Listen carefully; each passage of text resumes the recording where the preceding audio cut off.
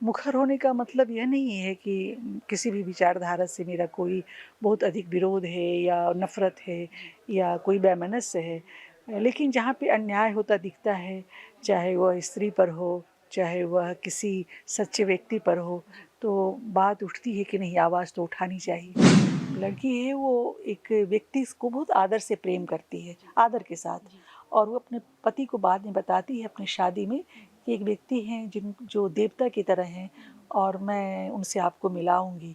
और वो व्यक्ति जो है जो जिसके बारे में बताई है, वो अपने मित्रों से कहा है, उस लड़की ने उसको एक चप्पल दिया था, तो वो चप्पल पहनता है और वो काफ़ी वो उस पे घूमता है। और जब कोई पूछता है कि वो कैसी, वो लड़की का क्या हुआ, अरे वो चालू लड़की थी।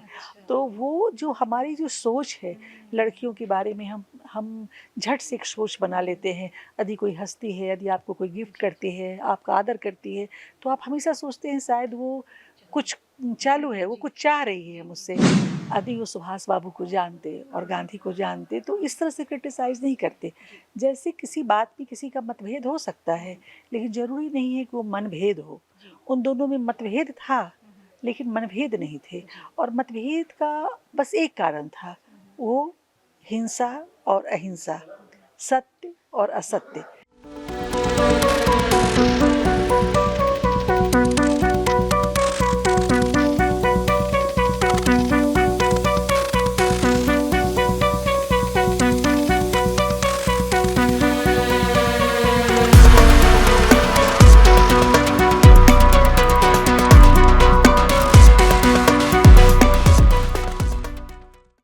नमस्कार, मैं निशा श्री आप तमाम दर्शकों का स्वागत करती हूँ फर्स्ट लुक बिहार में, जहाँ हम देखते हैं खबरें जो जानना ज़रूरी है। और आज हम मौजूद हैं विश्वविद्यालय के लाइब्रेरी के सीनेट हॉल में, और यहाँ पर हमें सौभाग्य मिला है कि जो एक साहित्यकारा है हमारे क्षेत्र की और गांधी विचारधारा को प्रमोट करने के लिए जानी जाती हैं, और इनके कई पुस्तक और कई लेख जो हैं वो जाने माने जो पत्रिकाएँ हैं उनमें लगातार आती रहती हैं। आज इनसे रूबरू करेंगे, और जो इनसे रूबरू करते हुए मेरा एक जो मैंने कहा ना कि एक साहित्य की छात्रा होने की वजह से वो एक जो फेमिनिज्म के प्रति जो एक झुकाव रहता है वो बड़ा ही स्वाभाविक हो जाता है, तो वो एक रुझान अपने आप जो है वो आता रहता है। तो जब मैं इनकी पुस्तकों के बारे में जान रही थी तो वो एक रुझान, एक लगाव अपने आप बनता गया।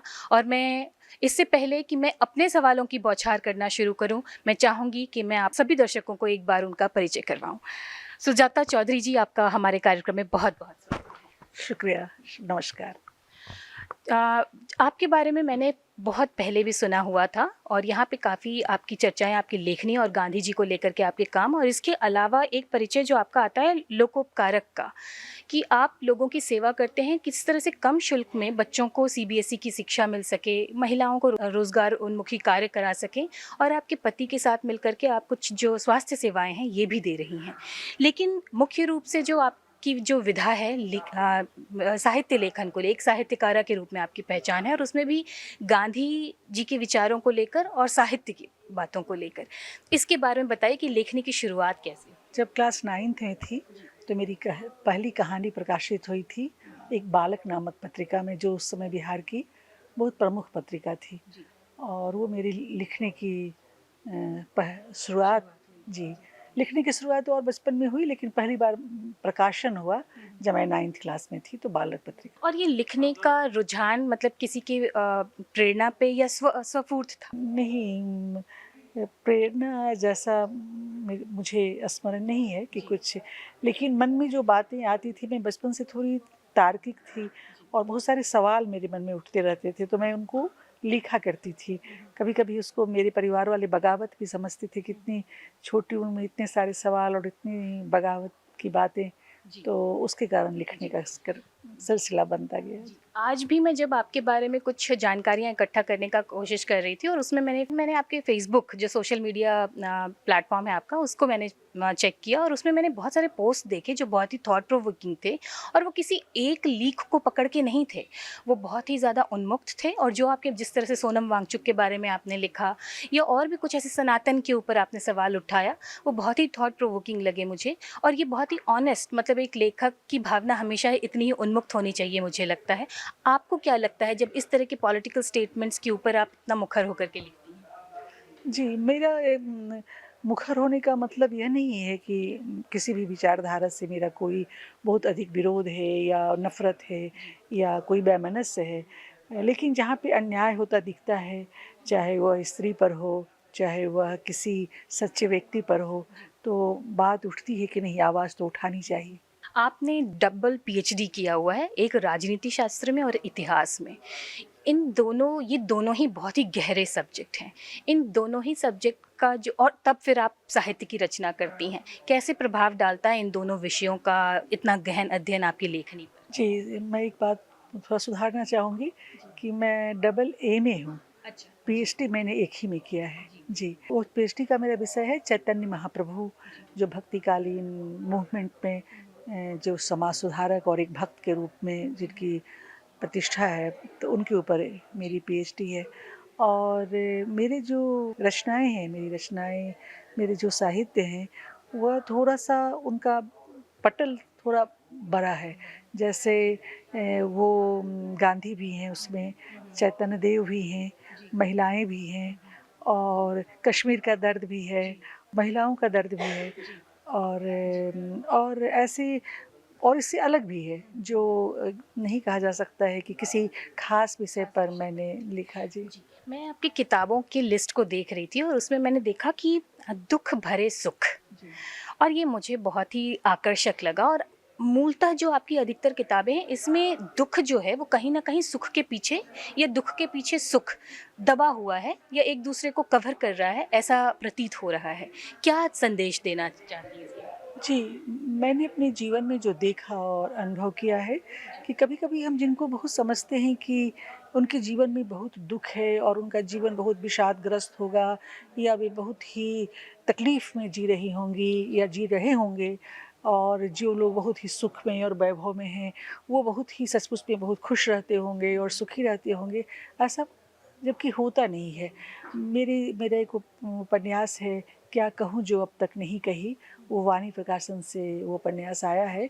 उसमें एक महिला की कहानी है जिसने जीवन भर संघर्ष किया है और 98 साल की उम्र में वो इस दुनिया से जाती हैं, और उस समय भी उनके चेहरे पर एक जीवंतता है और श्री कृष्ण से प्रेम करने का एक आभा है उनके चेहरे पर, जिससे उनका चेहरा गुलाबी हो जाता है उस प्रेम में। तो और मैंने ऐसी बहुत सारी महिलाओं और पुरुषों को देखा है जो जीवन भर सुख में रहे हैं, लेकिन उनके जीवन में कोई हँसी नहीं है, कोई खुशी नहीं है। वो हमेशा उदास हैं, अवसाद में हैं। इसके लिए मैंने कहा दुःख और सुख जो है, उसका एक फ़िलॉसफ़ी है जिसको हम लोगों को थोड़ी समझने की ज़रूरत है। जी। इसके अलावा मैं जो बहुत ज़्यादा अट्रैक्ट हुई जिस चीज़ से, वो कश्मीर का दर्द जब आपने लिखा, क्योंकि एक बिहार, हम कश्मीर हमसे बहुत दिल से जुड़ा हुआ है, लेकिन हम जानते हैं कि हम भौगोलिक रूप से वो कितना दूर है। लेकिन कश्मीर का दर्द, कश्मीर की खूबसूरती तो सबको दिखाई देती है, लेकिन कश्मीर का दर्द आपने लिखा, यही टॉपिक क्यों चुना? जी, मैं इस किताब को लिखने के लिए कश्मीर गई और कुछ दिन वहाँ जाकर रही भी थी, और मैंने वहाँ का सौंदर्य को भी देखा और ये महसूस किया कि हाँ, सत्यम शिवम सुंदरम है इस सौंदर्य में। लेकिन साथ-साथ जो वहाँ का दर्द था, वह दर्द जो है जिसको हम लोग इतनी एक दूर से देखते हैं और उसको अलग-अलग ढंग से पेश करते हैं कि वो मुस्लिम का कहर है या वो पंडितों पे कहर है। ये पूरे के पूरे सबसे पहले एक स्त्री जाति पर कहर है।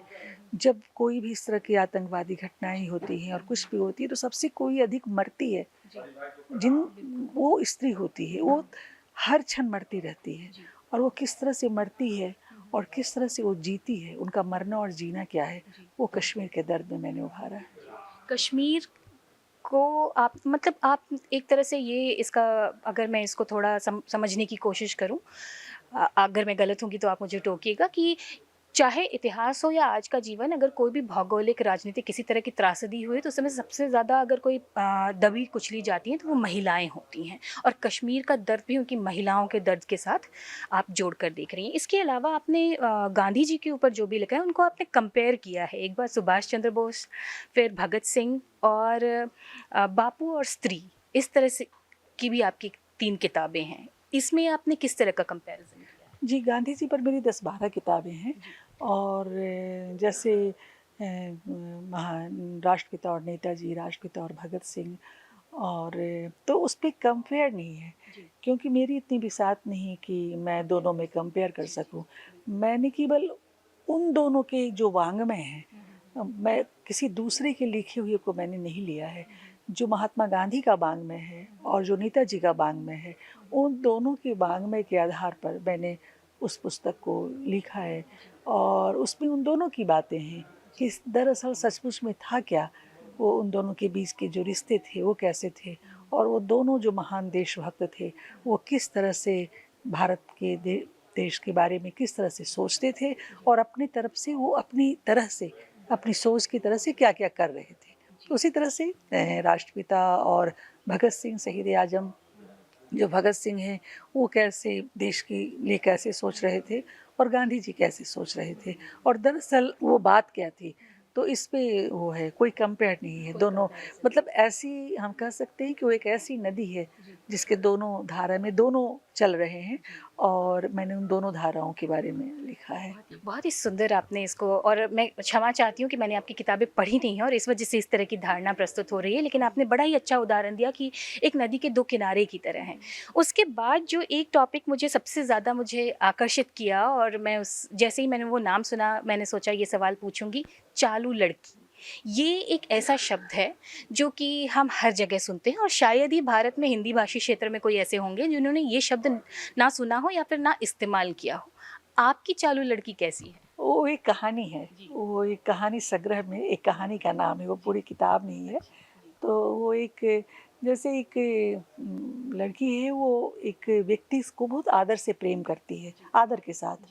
और वो अपने पति को बाद में बताती है अपनी शादी में कि एक व्यक्ति हैं जो देवता की तरह हैं, और मैं उनसे आपको मिलाऊंगी।